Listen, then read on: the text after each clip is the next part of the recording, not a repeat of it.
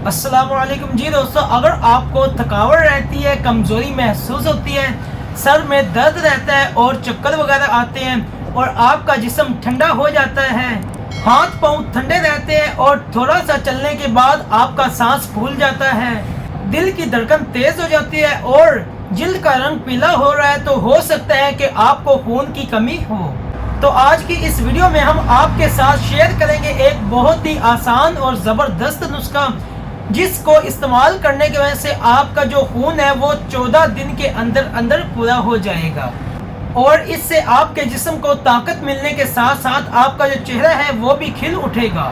तो चलिए शुरू करते हैं वीडियो को और जानते हैं कैसे आप इस खास नुस्खे से 14 दिन में अपने जिस्म में खून की कमी है उसको काफ़ी हद तक बेहतर कर सकते हैं। खून की कमी का होना आजकल ओवरऑल वर्ल्ड में बहुत ही आम मसला बन चुका है। खून की कमी का होना आम तौर पर हम तब कहते हैं जब हमारे खून में हीमोग्लोबिन लेवल का कम हो जाना है, जो कि एक प्रोटीन जो हमारे जिस्म के मुख्तलिफ हिस्सों में ऑक्सीजन सप्लाई करती है, और जब इसकी कमी होती है तो हमारे जिस्म में ऑक्सीजन की सप्लाई कम हो जाती है, ऑक्सीजन कम पहुंचता है, जिसकी वजह से हमारे जिस्म जो है वो काफ़ी ज़्यादा कमज़ोर हो जाता है। पहली चीज़ ये कि हमारे जिस्म में हीमोग्लोबिन का लेवल कितना होना चाहिए, तो ये मर्दों में 14 से 18 ग्राम पर डेसीलीटर होना चाहिए, जबकि औरतों में 12 से 16 ग्राम पर डेसीलीटर होना चाहिए। ये वैल्यू मुख्तलिफ मुल्कों में एक आधा पॉइंट ऊपर नीचे हो सकती है। जब ये हीमोग्लोबिन लेवल कम हो जाता है तो इससे कुछ खास अलामत हमारे जिस्म में जाहिर होना शुरू हो जाती हैं, जिनके बारे में आपको शुरू में बताया है, और उन अलामत की वजह से आपको चाक, मिट्टी या फिर बर्फ खाने को काफ़ी ज़्यादा दिल करता है। जैसे कि जब बच्चों में ये कमी होती है तो उसकी वजह से वो मट्टी खाने लग जाते हैं। Causes of iron deficiency anaemia. अब इस खून में कौन सी खास वजह हो सकती है जिसकी वजह से आपका जो हीमोग्लोबिन है वो कम हो जाता है? इसकी सबसे बड़ी वजह हमारे जिस्म में आयरन का कम होना है, क्योंकि अगर हमारे जिस्म में आयरन की कमी होती है तो हीमोग्लोबिन जो लेवल है वो भी कम बनता है, क्योंकि आयरन ही हीमोग्लोबिन लेवल को बनाने में हेल्प करता है। इसलिए अगर हमारे जिस्म में आयरन कम होगा तो हीमोग्लोबिन लेवल भी कम हो जाएगा। जो लोग आयरन वाले खाने नहीं खाते, जैसे कि सब्ज पत्तों वाली सब्जियां हैं, उनमें ये मसला आम तौर पे हो जाता है। इसी तरह औरतों में मेंसेस पेन होने की वजह से जो उनमें ब्लीडिंग होती है काफ़ी ज़्यादा, उसकी वजह से भी उनमें खून की कमी हो जाती है। या इवन जो लोग काफ़ी ज़्यादा चाय पीते हैं उनमें भी खून की कमी हो जाती है। इसके अलावा प्रेगनेंसी औरतों में सही खुराक ना होने की वजह से उनमें एचबी लेवल कम हो जाता है।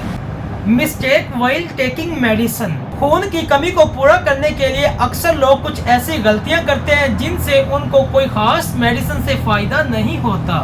मिसाल के तौर पर वो सिर्फ आयरन के कैप्सूल या फिर सप्लीमेंट लेना शुरू हो जाते हैं। कई दफ़ा उनको ये सप्लीमेंट सूट भी नहीं करते, या फिर वो वैसे खाते हैं जिनसे उनको कोई खास फायदा ना हो। जैसे कि आयरन के लिए विटामिन सी का होना बहुत ही ज़रूरी है। अगर विटामिन सी ना हो तो इससे आपको फ़ायदा नहीं होगा। दूसरा, खाने के साथ खाने से आयरन सही तरह नहीं रहता, जो कि ऐसा अक्सर लोग करते हैं, और खाली पेट आयरन का खाना काफ़ी ज़्यादा बेहतर रहता है, क्योंकि इससे आयरन सही से जज़ब होता है। लेकिन जो कब्ज़ के पेशेंट हैं, कॉन्स्टिपेशन मरीज़ हैं, वो सिर्फ और सिर्फ खाना खाने के बाद सप्लीमेंट आयरन के इस्तेमाल करें।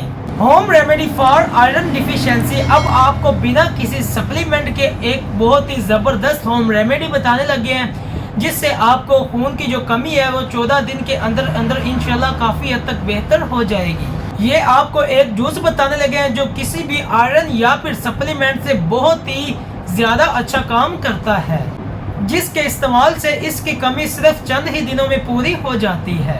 इस जूस को बनाने के लिए आपको सिर्फ 4 बहुत ही आसान इंग्रेडिएंट्स की ज़रूरत पड़नी है, जिनमें पहली चीज़ चुकंदर का इस्तेमाल होना है। चुकंदर में आयरन की जो मिकदार है वो काफ़ी ज़्यादा पाई जाती है। दूसरी चीज़, आपने अनार शामिल करना है। अनार में पॉलीफिनोल के साथ साथ आयरन भी काफ़ी ज़्यादा होता है, जिसकी वजह से खून की कमी जल्दी पूरी हो जाती है।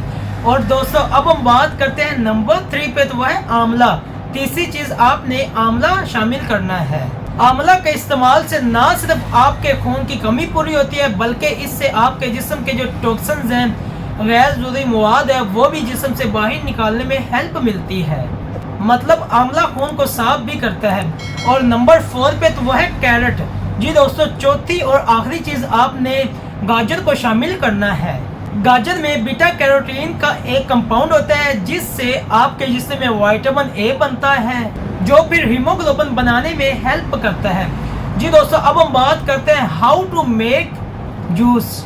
इंग्रेडिएंट्स को जानने के बाद अब हम जानते हैं इनको कैसे सही से बनाना है।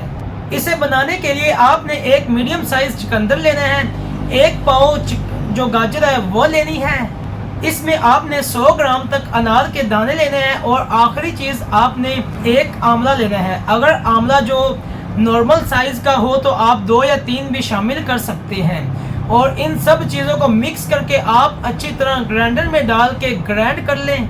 जी दोस्तों, अब हम बात करते हैं हाउ टू यूज़। अब इस जूस को आपने कैसे पीना है।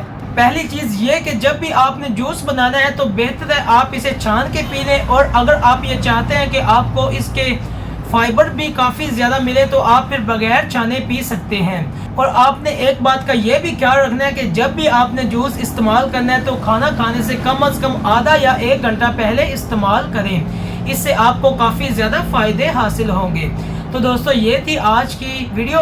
फिर मिलते हैं इंशाल्लाह नेक्स्ट वीडियो में। उम्मीद करता हूँ आपको ये काफ़ी ज़्यादा पसंद आई है। अगर आपको ये अच्छी लगी है तो लाइक एंड शेयर भी कीजिए, और चैनल पे पहली दफ़ा आए हैं तो सब्सक्राइब करना भी मत भूलें। अपना भी ख्याल रखिएगा। अल्लाह हाफिज़।